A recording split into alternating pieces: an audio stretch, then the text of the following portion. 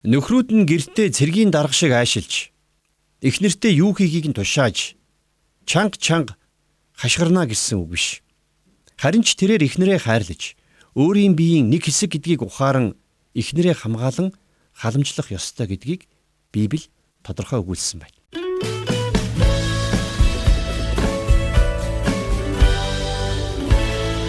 Библийн тойм тайлбар танд хүрч байна. Эфес 5:20-оос 6-9. Энэ дэлхий дээрх Есүс Христийн бие болохын хувьд бид нар эргэн тойронд байгаа хүмүүстэй Бурхныг амьдралаараа гэрчлэн харуулах нь чухал. За тэгвэл бид нар энийг онцгойлоод дараах 3 төрлийн талбар дээр гэрчлэн харуулж байх нь чухал байдаг. За юуны түрүүнд бид гэр бүлдээ Христийг гэрчлэн харуулах нь чухал. Нөхрүүд Христийг дуурайн амьдрах үедээ эхнэрээ энэ тэргуунд тавьж чаддаг. Тэд эхнэрээ хайрлан хамгаалж халамжилдаг. Эхнэрийнхээ хувь хүний болон сүнслэг өсөлтөнд тусламж дэмжлэг үзүүлдэг. Харин энэ нэргээд эхнэрт нь нөхөртөө дуулууртаагаар захирагдах нөхцөлийг бүрдүүлж байдаг. Энэ нь эхнэр нөхөр хоёр бие биенийхээ дээр эсвэл доор байх тухай биш. Харин өөрийнхөө арга замаар бие биендээ үйлчлэн амьдрах асуудал юм. Энд гарч байгаа захирагдах гэдэг ойлголт нь өөрөө нэлээд нарийн төвөгтэй ойлголт байгаа юм аа. Сонирхолтой нь энэ дуулууртай дагах гэсэн утгатай үг биш. Ромын 13 дугаар бүлэг дээр биднийг эрх мэдэл дуулууртай захирагдах ёстой гэж хэлсэн байдаг болвол Эфес номын яг энэ хэсэгдэр итгэгчдийг хайр дотроос бие биендээ буултхийн захирагдах тухай өгүүлж байна. Итгэгчид та бидний хоорондын харилцаанд эрх мэдлийн босоо шатлал биш.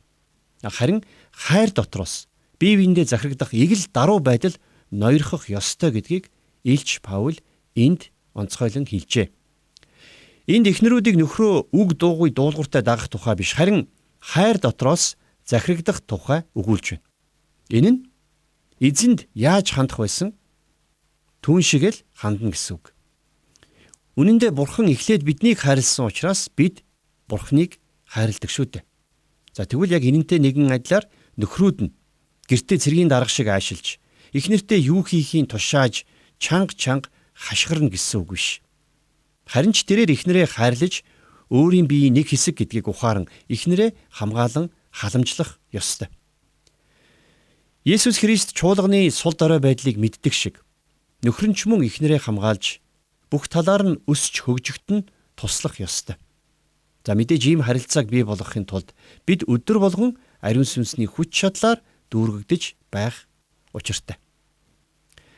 Бурхан эмэгтэй хүнийг эр нөхөртөө захирагдах ёстой гэж тушаахтаа өөрт нь хайргүй эрд захирагдах ёстой гэж хэлээгүй гэдгийг та анхаараарай.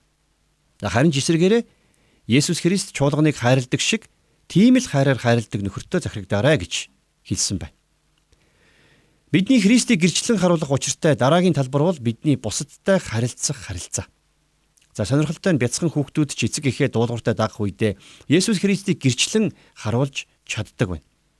Энд гарч байгаа дуулууртай дагах гэдэг үг нь Эфесийн 5:22-д гарч байгаа захирагдах гэдэг үгнээс өөр үг байдаг. Учир нь эхнэр нөхрийн харилцааны хувьд тэд нар адил тэгш байр суурьтай бол хүүхэд нь эцэг эхээ дуулууртай дагахтаа яг л зарцсан эзнээ дуулууртай дагдаг шиг дагах ёстой. Нөгөө талаасаа хүүхдүүдээ эзэн дотор хүмүүжүүлж тэднийг эцэг эхтэй дуулууртай байхад сургах үүрэг хариуцлага нь эцэг эхчүүдэд оногдсон байгааг бид харж байна. Ингэхдээ хүүхдүүдээ цочоон уурлуулж болохгүй гэдгийг чухалчлан сануулсан байна. Үүний оронд тэднийг гараас нь хөтөлж явах ёстой замаар нь хөтлөн дагуулах ёстой юм байна. Өөрөөр хэлэх юм бол эцэг эхээ дуулууртай дагахт нь тус болох тийм замаар хөтлөн дагуулна гэсэн үг. Хэрвээ бид нар ингэж чадах юм бол та бидний үр хүүхдүүд Есүс Христийг дуулууртай дагахад суралцаж энэ ертөнцийн альва гүн ухаан, альва хуурам мэхлэлттэй нүүр тулахад сайтар бэлтгэгдэх болно. Итгэгч та бидний Есүс Христийг гэрчлэн харуулах учиртай 3 дахь талбар бол яалтчгүй та бидний ажлын талбар. 1-р зууны үед ихэнх Ромын айлууд өөрийн гэсэн зарц боолтой байдаг байсан. За улмаар Христэд итгэгчдийн тоо ошрохын хэрээр зарц боолтой итгэгчдийн тооч нэмэгдсэн. Тэгвэл Христэд итгэгч айлд зарцлагдж байгаа зарц боолууд эзэддээ илүү дуулууртайгаар захирагдах ёстой гэдгийг Паул сануулсан бол нөгөөтэйгөр тэдний эзэд нь зарц боолуудтай хүндэтгэлтэй хандах ёстой гэдгийг анхааруулсан байна. Яагаад гэвэл Есүс Христэд итгэх итгэлээр дамжуулаад боолуудад эзэддээ захирагдах цоошин шалтгаан бий болсон бол боолын эзэдэд ч мөн боолуудаа хайраар хандах цоошин шалтгаан бий болсон юм аа. Тэгвэл өнөөдөр итгэгчид бид нар ажлын талбар дээр ч гэсэн яг л ийм зарчмаар ийм хандлагатай ажиллах ёстой. Мэдээж өнөөгийн нөхцөл байдал тэр үеийнхээс өөрлөлтөө.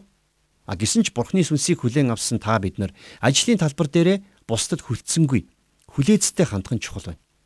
Гэхдээ бид нар ийхүү үлдэхтэй Есүс Христэд таалагдахыг энэ тэргуунд хичээх ёстой. Тэгж чадах юм бол бидний ажлын талбар дээрх зөрчил тэмцлүүд ч гэсэн илүү амархан шийдэгдэх болно.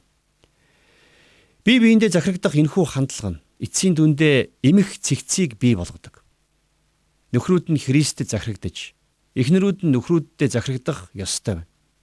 Хүүхдүүд нь эцэг эхтэй захирагдаж, зарц боолууд нь эзэддээ захирагдах ёстой байна.